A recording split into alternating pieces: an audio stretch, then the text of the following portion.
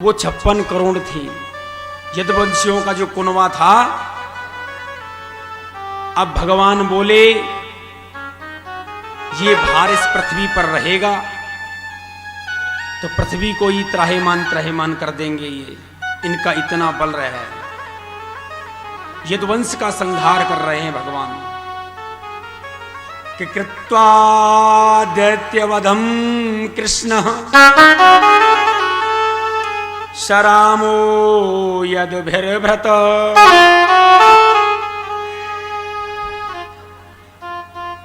हे राजन परीक्षित, बलराम और यादवों के साथ श्री कृष्ण भगवान सभी दैत्यों का संहार यहां कर देते हैं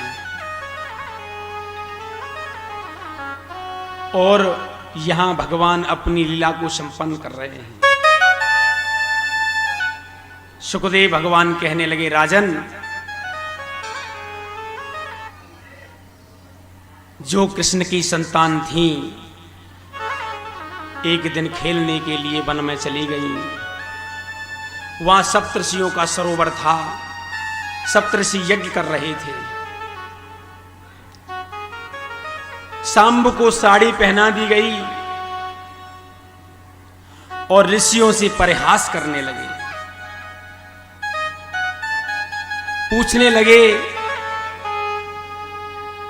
कि महात्मा जी ये बताओ कि सांब के पुत्र हो गए या पुत्री। कहते हैं कि संतों का उपहास नहीं उड़ाना चाहिए। जो संतों का उपहास उड़ाता है, ब्राह्मणों का उपहास उड़ाता है, उसको इसी जन्म में नरक का वास भोगना पड़ता है। स्वर्ग और नरक कहां है? मरने के बाद किसी ने देखा है हम स्वर्ग गए या नरक गए? सभी लोग लिखते थे कि वो स्वर्गवासी हो गए। किसको पता है?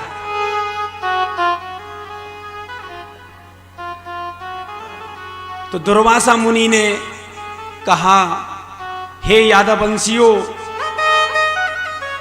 तुमने हमारा उपहास उड़ाया, हम श्राप देते हैं, जाओ ये एक मूसल जनेगी और यदुवंश का सर्वनाश हो जाएगा।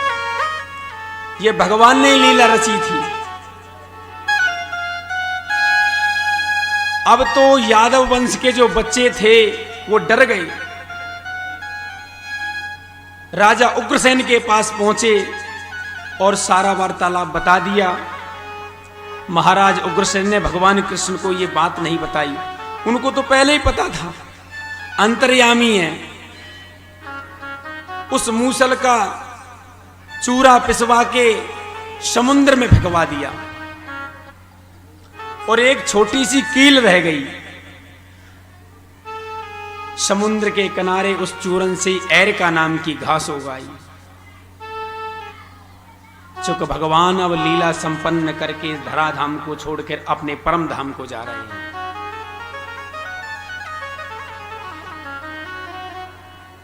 कि एव प्रलब्धा मुनुस्त्यानु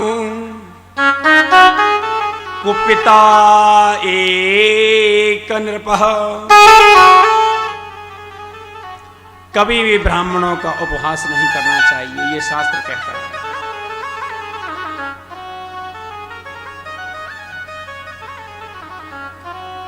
कि तुलसी जस भई भव्यता और तैसी मिले सहाय। आपुन आवत ताहे पहे, ताहे तहां पे जाए। भाई तुलसी जी यही कहते हैं, किसी का भी उपहास मत करो। एक बात सुन के चले जाओ, कोई बात नहीं है। जब आपने उससे बात ही बोल दी तो उसमें और आप में कमी क्या रह गई? एक जैसे दोनों हो गए। सुनने में ही भलाई है, क्योंकि भगवान गीता में कहते हैं कि दुर्लभो मानसो देहो देहिनाम क्षणभंगुरः। तत्रापि दुर्लभम मन्ये वैकुंठम प्रिय दर्शनम। कि दुर्लभम मानसो देहो, ये जो दुर्लभ मानस 84 लाख योजन में घूमते कीड़ा मकोड़े सांप बिच्छू मगर कुत्ता बिल्ली बन करके ये पवित्र मानुष शरीर मिला है। दुर्लभो मानसो देहो, ये जो मानुष का शरीर है ना, बड़े सत्कर्म से बड़े पुण्य से मिलता है। और ये क्षणभंगुर की तरह कब चला जाए पता ही नहीं पड़ता। अभी तो थे, अभी तो देखा था, ठीक थे, अब क्या हो गया। साथ एक ही जाता है, क्या? हरि का नाम, भगवान का नाम।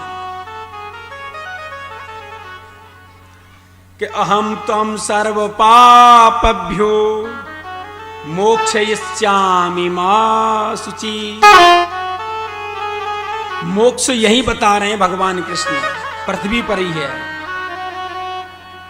हरि कहां नहीं है, सब जगह हरि विराजमान है।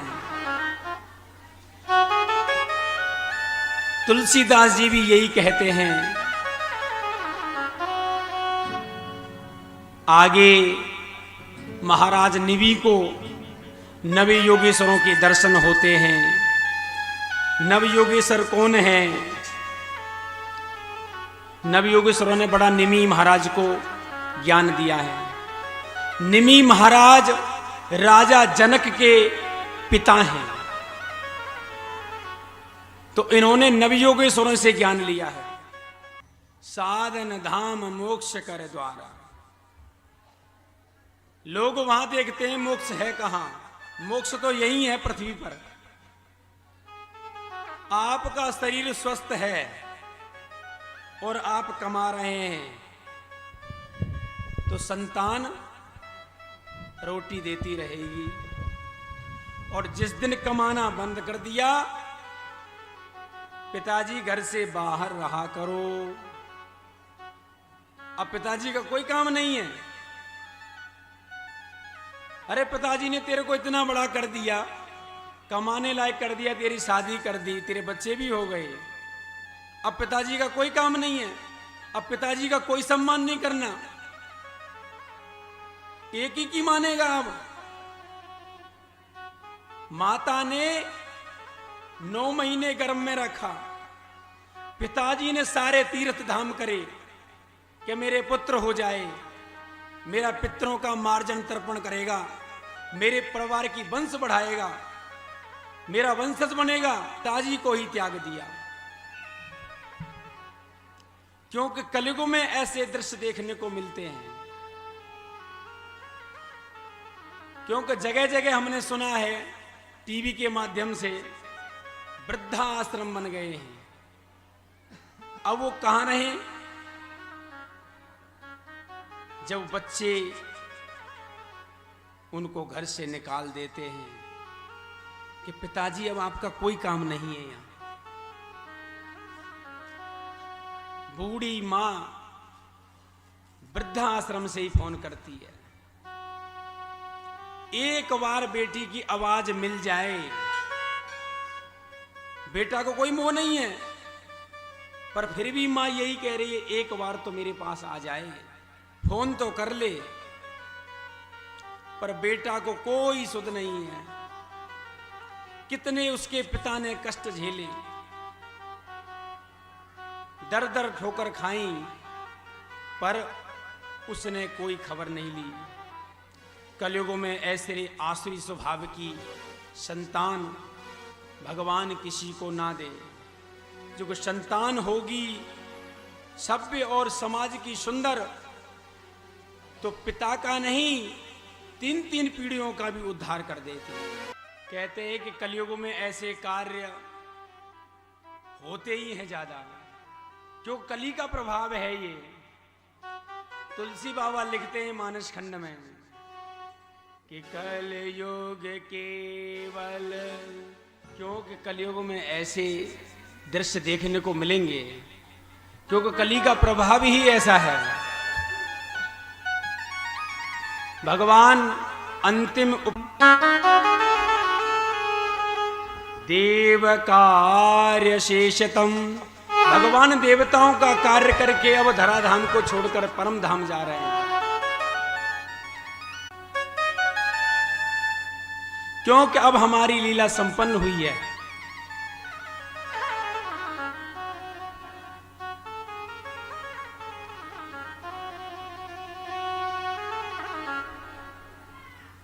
क्योंकि भगवान का विरह उद्धव सह नहीं पा रहा। सभी द्वारिकावासी प्रवास क्षेत्र में आए हैं, समुद्र के किनारे मीठी मदिरा पी ली, आपसे में मदिरा पी के आपसे में युद्ध करने लगे, एक दूसरे पे ही मारने लगे। देखो ये जो मदिरा जो ऐसी चीज होती है, इसका न तो कोई भाई लगता है न कोई बहन लगती है, इसको त्याग देने में ही भलाई है। जब भगवान के वंशजों को नहीं छोड़ा तो इसके सामने माँ बाप क्या लगते हैं। मैं तो ये कहता हूं कि ये देश में रहनी ही नहीं चाहिए, हमेशा इसका त्याग कर देना चाहिए सभी को। कितने घर बर्बाद हो गए इससे, कितने घरों के चूल्हे बुझ गए, कितने घरों के चिराग बुझ गए इस मदिरा के कारण। भाई भाई का दुश्मन बन गया, बेटा पिता को पिता नहीं कहता जब इसका मद चढ़ता है। तो भगवान ये संदेश दे रहे हैं कि ये मदिरा का पान ना करें। एरका नाम की घास समुद्र के किनारे जो उग आई थी, एक दूसरे में मार के बाण के समान लगने लगी और एक दूसरे को मार मार के ही समाप्त हो गए। 4-5 ही यादव बचे थे बस। भगवान कहने लगे, उद्धव अब मैं जाने वाला हूं। जरा नाम का एक बहेलिया आया, समुद्र के किनारे बैठा हुआ है और भगवान अपने दाएं पैर को बाएं पैर पर रखकर बैठे हुए हैं पीपल के वृक्ष के नीचे। और भगवान का तलवा ऐसा लग रहा है जैसे कोई हिरन का बच्चा बैठा हो, इतना सुंदर इतना कोमल, तलवा लाल लाल। जरा नाम के बहेलिया ने बाण मारा और जैसे ही आहा हुई, भगवान के पास दौड़ा आया, भगवान आप मुझे क्षमा कर देना। भगवान कृष्ण कहने लगे, ये सब मेरी ही माया है, मैं अपनी लीला संपूर्ण करके इस धराधाम को छोड़ के परम धाम को जा